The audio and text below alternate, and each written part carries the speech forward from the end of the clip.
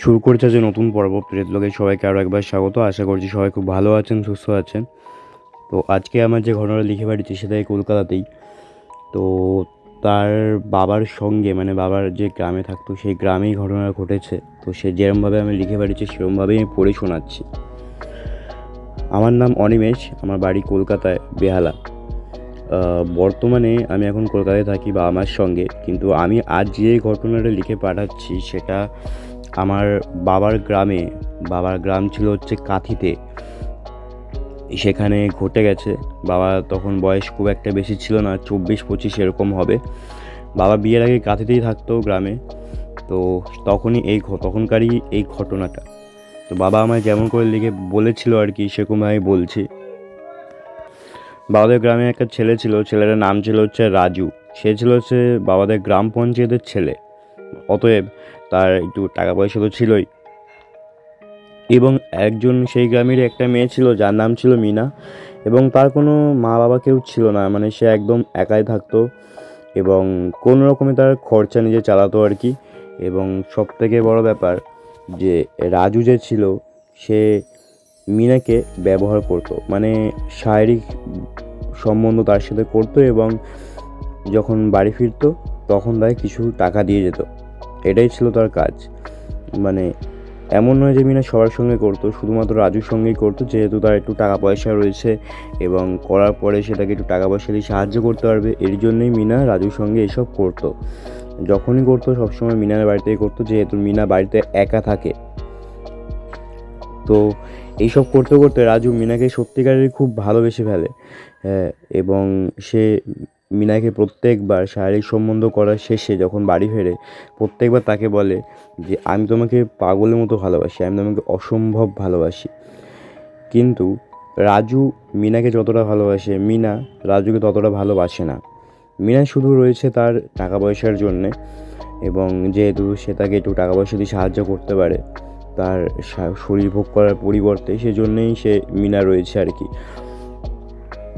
রাজু বিবাহিত, সেজন্য বাড়িতে সে নিয়ে যেতে পারে না বা তাকে বিয়ে করতে পারে না। কিন্তু এই যে বিষয়টা রয়েছে তাদের দুজনের মধ্যে, রাজু আর মিনার যে ব্যাপারটা রয়েছে, এটা গ্রামের বেশ কয়েকজন জানে। এবং যখনই গ্রামের কয়েকজন রয়েছে যারা মিনাকে দেখে, তারা মিনাকে দেখলেই বলে যে এটা একটা ভদ্র গ্রাম, এখানে যতজন রয়েছে সবাই ভদ্র।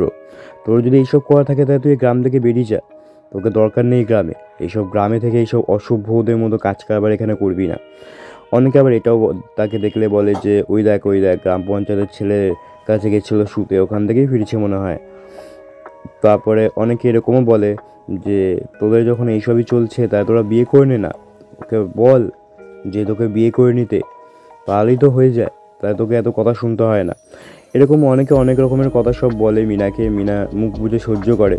প্রায় 6-7 মাস ধরে এইসব শোনার পর, এইসব সহ্য করার পরে যখন একদিন সময় এলো সে আর সহ্য করতে পারছে না মিনা, তখন মিনা রাজুকে বলে যে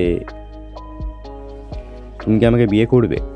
রাজু সেই সময় হতচকিত হয়ে যায় এবং তখন তাকে বলে যে না, আমি তোমায় বিয়ে করতে পারবো না। আমি তোমার সব দায়িত্ব নিতে রাজি আছি, কিন্তু আমি তোমাকে বিয়ে করে বাড়িতে নিয়ে তুলতে পারবো না, কারণ আমার একটাই বউ, আমি একটা বউতেই যথেষ্ট, এরকম সে বলে। এই বলে সে বাড়ি চলে যায় রাজু। তারপরে মিনা ঠিক করে যে সে যদি তাকে বউয়ের মর্যাদা না দেয়, তার মানে তো সে তাকে সম্পূর্ণ রকমভাবে ব্যবহার করছে। তাকে যথেষ্ট ভালো দেখতে যে সে আরেকটা নতুন ছেলে পেয়ে যাবে, যে তাকে বিয়ে করবে, যে তাকে বুঝিবে, বউয়ের মর্যাদা দেবে। সেই সময় মিনা ঠিক করেই নেয় যে সে আর রাজুর সঙ্গে কোনো রকম কোনো সম্পর্ক রাখবে না এবং অন্য কাউকে দেখবে।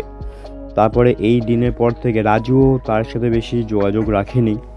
রাজু হয়তো এটাই ভাবছিল যে তার সঙ্গে যোগাযোগ রাখলেই বা তার কাছে গেলেই হয়তো সে আবার বিয়ের কথা বলবে, এই জন্য সে একটু তার সাথে কম দেখা করতো বা দেখা করতোই না বলা চলে।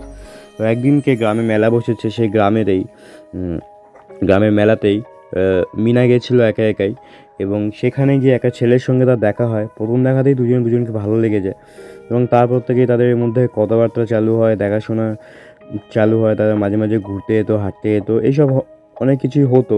তো একদিনকে বিকেলবেলায় দুজনে মিলে বসে রয়েছে নদীর ধারে, দুজনের হাতে, এবং মিনার মাথা ছিল সেই নতুন ছেলেটা, মানে যার নাম ছিল প্রবাল, তার কাঁধে। এরকম অবস্থায় তারা বসে রয়েছে এবং দূর থেকে রাজু যাচ্ছিল কোথাও একটা থেকে। তখন সেই রাজু তাদের দুজনকে দেখতে পায়, তারা এই অবস্থা মানে এরকম করে বসে রয়েছে। তার পুরো শরীর আগুনে জ্বলে যায়।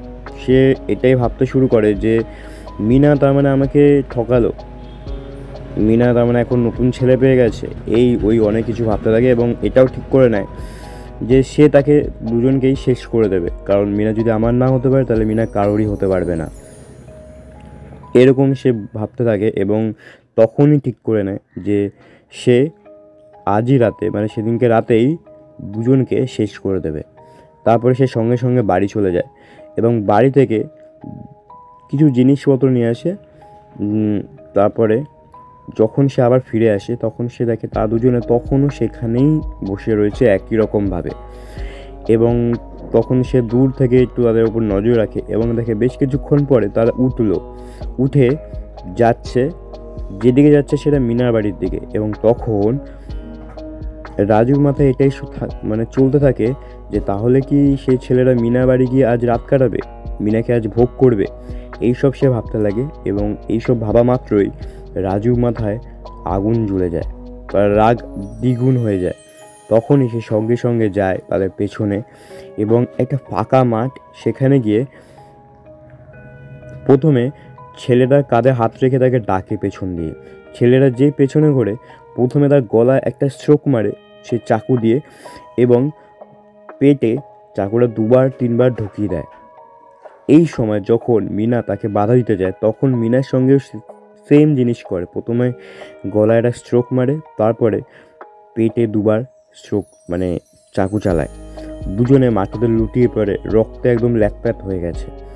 তখন সে দুজনকে টানতে টানতে একটা ফাঁকা জায়গায় নিয়ে যায়, মানে মাঠের একদম শেষ প্রান্তে নিয়ে যায়, এবং সেখানে নিয়ে গিয়ে সে যে বাড়ি থেকে কোদাল এনেছিল সেই কোদাল দিয়ে মাটি খুঁড়তে লাগে। এবং মাটি খোঁড়ার পরে তাদের দুজনকে সেই মাটির ভেতরে পুঁতে দেয়। যখন তাদেরকে পোতা হচ্ছিল সেই সময় তাদের মধ্যে প্রাণ ছিল, তারা কাকুতি মিনতি করছে যাতে তাদের দুজনকে ছেড়ে দেওয়া হয়, কিন্তু রাজু এসব কিচ্ছু করেনি। রাজু দুজনকে জ্যান্ত পুঁতে তার উপর দিয়ে মাটি দিয়ে দেয়। এরপর রাজু বাড়ি চলে আসে এবং এই ঘটনাটা হওয়ার পর থেকেই সবাই বলে যে ওই রাস্তা দিয়ে যখনই তারা যায়, মানে কেউ যায়, রাতের বেলা হলে একজন ছেলে এবং মেয়ে মানুষের কান্নার শব্দ ভেসে আসে। এবং তার এই জায়গার আশেপাশে যেসব বাড়ি রয়েছে তারা প্রত্যেকে বলে রাত হলেই এমন সব ভয়ঙ্কর হাসি এবং কান্নার শব্দ ভেসে আসে যে তারা শব্দে ঘুমোতে পারে না, তাদের হৃৎপিণ্ড তাদের পিলে চমকে যায় একবারে, এত ভয়ঙ্কর কান্নার শব্দ একটা মেয়ে এবং একটা ছেলের। তো অনেকেই যারা ওই আশেপাশে থাকতো, ওই জায়গাটার আশেপাশে, তারা নিজেদের বাড়ি চেঞ্জ করে নেয়, ওখানে আর থাকে না। তো ওই জায়গার পর থেকে দিনের পর থেকে রাতেরবেলা ওই জায়গার আশেপাশ দিয়ে কেউ রাতেরবেলা যায়ও না। তো বেশ কয়েক বছর পরে, প্রায় 1-2 বছর পরে, একজন কনস্ট্রাক্টর আসে এবং এসে সে প্রমোটার আর কি, এসে সেই জায়গাটা ভালো করে দেখে এবং দেখে গ্রামবাসীদের জানায়, গ্রাম পঞ্চায়েতকে জানায় সে একটা এই গ্রামে স্কুল বানাতে চায়। এবং এই জায়গাটা সবথেকে ভালো, কারণ এই জায়গাটা একদম আইডিয়াল জায়গা। তখন অনেকে বারণ করে যে এই জায়গার মধ্যে স্কুল বানাবেন না, কারণ এখানে অনেক রাতেরবেলা আওয়াজ শোনা যায় এরকম। তখন সেই প্রমোটার বলে যে দূর, আপনারা এইসব এখনও বিশ্বাস করেন? আপনারা তো পুরনো যুগে পড়ে রয়েছেন, গ্রামে স্কুল হবে, ছেলেমেয়েরা পড়াশোনা করবে, তাদেরকে পড়াশোনার জন্য পাশের গ্রামে যেতে হবে না, আর আপনারা এইসব ভুলভাল বলছেন। এইসব অনেক কিছু গুলতাপ্পি দিয়ে প্রমোটার গ্রামের সবাইকে রাজি করিয়ে সেই জমির মধ্যে একটা স্কুল দাঁড় করিয়ে দেয় 4 তলা। এবার পুরো স্কুলটাই বেশ ভালো, কিন্তু 4 তলায় ছিল সেই স্কুলের ওয়াশরুম। স্কুলটা ছিল কোয়েড, ছেলে মেয়ে উভয় সেখানে পড়তো, এবং 4 তলায় ছিল সেই ওয়াশরুম। সেই স্কুল শুরু হওয়ার প্রায় 1 মাস পর থেকেই সেখানে তারা বিভিন্ন মানে যেসব বাচ্চা কাচ্চারা সেখানে পড়তো অনেকেই নাকি দেখতে পেতো যে কোনো একটা ছায়ামূর্তি তাদের পাশ দিয়ে চলে গেল, বা কেউ ধরো কোনো টিচার পড়াচ্ছে তাদের সামনের দিকে চলে গেল, অনেকে অনেক কিছু দেখেছে। এবং যারা ওই বাথরুমে গেছে বিকেলবেলার দিকে, মানে স্কুল শেষ হওয়ার একদম আগে আগে, তারা অনেক কিছু দেখেছে।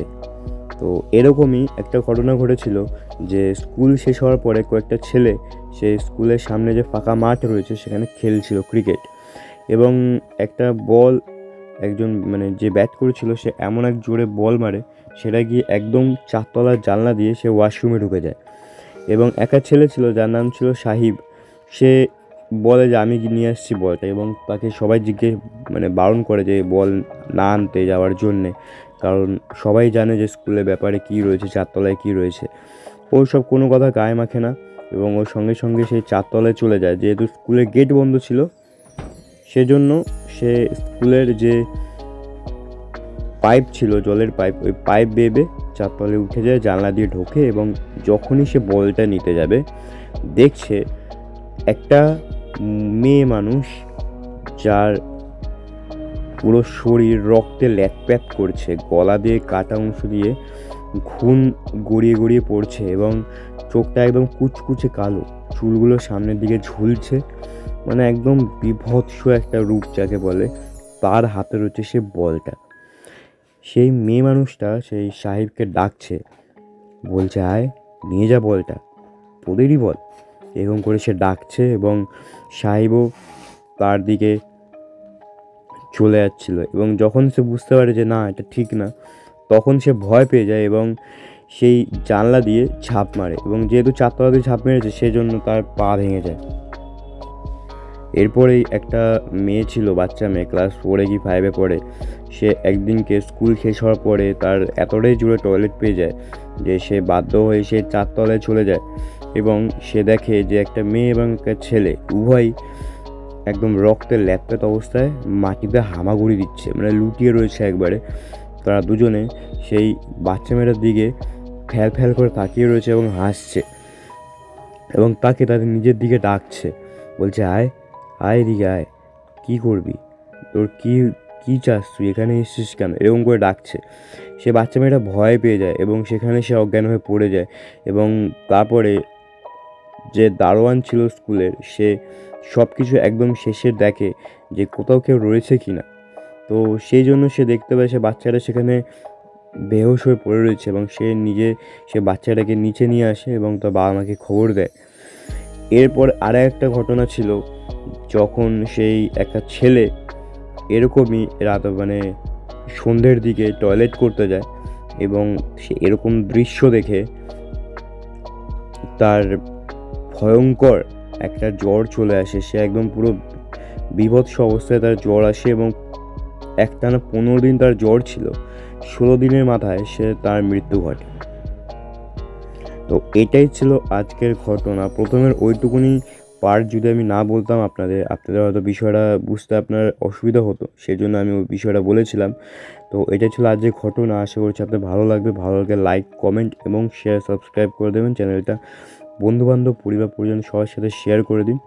আশা করছি তাদেরও খুব ভালো লাগবে, এবং দয়া করে চ্যানেলটা সাবস্ক্রাইব করুন। যাদের এখনও সাবস্ক্রাইব না করে গল্প শুনছেন তাদের বলছি, আপনার একটা সাবস্ক্রাইব আমাকে অনেক উৎসাহ দেবে, আমি আরও ভালো ভালো গল্প আপনাদের জন্য নিয়ে আসবো। তো চ্যানেলটাকে সাবস্ক্রাইব করে দিন। দেখা হচ্ছে পরের ভিডিও। ততদিন ভালো থাকবেন, সুস্থ থাকবেন। ধন্যবাদ।